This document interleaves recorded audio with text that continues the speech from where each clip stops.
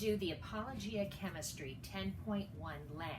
This one's called, again, Testing Acid Bases. We're testing household chemicals. Stop. What you're to do is to write down the names of all the different chemicals. At the top, you should have the name of the lab, household acid bases, and then make a list of the common names. After the lab, be sure to look up their chemical names or at least their chemical formulas. So what I did is I pulled a number of household chemicals that I have on hand. I have glass cleaner, Epsom salts, baking powder, hand soap, table salt, citric acid, ammonia, vinegar, lemon juice, peroxide, tonic water. This is also vinegar, acetic acid. I had some of these on hand, like this citric. These are already in solution. If you're testing a solid, let's say you're testing a little comet, be sure to put it in water. Now, if you're making up cabbage powder in solution, you won't need water. We're going to be using litmus and pH paper, so we need to have them in solution. So I have vinegar here. I also have some different chemicals.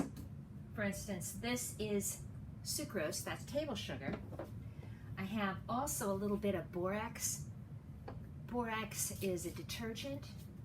We've got a little bit of mouthwash, more vinegar, and what we're going to do is we're going to be testing with both red and blue litmus as well as pH paper. So to test with litmus, and I've said this before, you have to test each with both the red litmus and the blue litmus, okay? If the red stays red, you notice that, okay? If the blue changes to red and the red stays red, it's an acid. Now if you test with blue and it stays blue, you need to test with red and see if it changes to blue, that's a base. If you put both in and they stay the same, it's neutral. But you need, when you do the litmus, you need both litmus red and litmus blue paper to do your testing. Now, when you set up your tests, you're going to have your list of chemicals. What I want you to do is a prediction. For instance, when you're looking at, let's say, clear liquid hand soap, put a little sample, we're going to get the reaction plates out, and what you're going to do then is predict. Do you think this is an acid or a base, or is it neutral? Now, if you're using the pH paper, don't forget what the scale is. So this pH paper has a scale of 1 to 14. This pH paper only goes from 2 to 12. But the pH scale goes from 0 all the way to 14.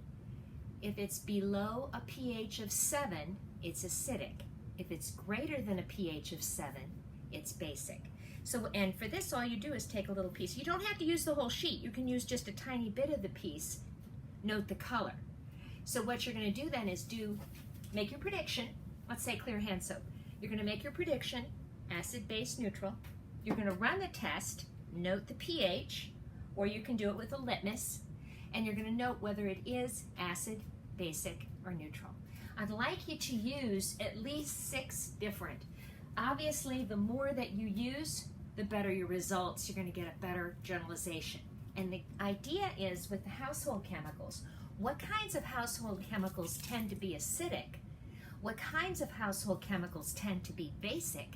And what kinds of chemicals or substances that we have around the house tend to be neutral? Okay, they're going to be doing their testing. The first thing, though, we're going to do glass cleaner, and the very first thing is to make a prediction. And what was your prediction? Yes, you can talk. You may talk. My prediction that was mouthwash. No, it's glass cleaner. Oh, I'm sorry. Glass cleaner is an acid because it gets rid of germs. Okay, you think it's an acid. Fine. Let's test it. You need to test it with put the litmus red in. Okay, what did it do? Well, let's see. Take it out. Hold it up so we can see it. It is kind of just the same. Okay, take the other side that's still untested. Let's rip that off. Okay, now put it in the other untested side like this. Put it back in.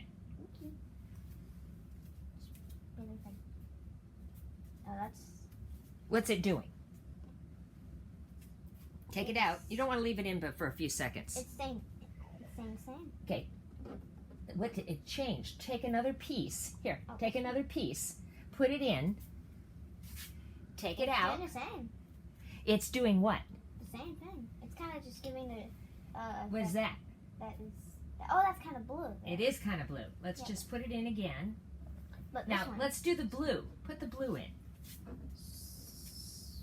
This is pretty recent litmus, but that's not good. Okay, and what did it do? Did it change? Did it Nope. change red? Okay, Nope. so what do you think it is? Maybe we should try it for a few more Okay, seconds. no, wait a minute. What do you think it is? Huh.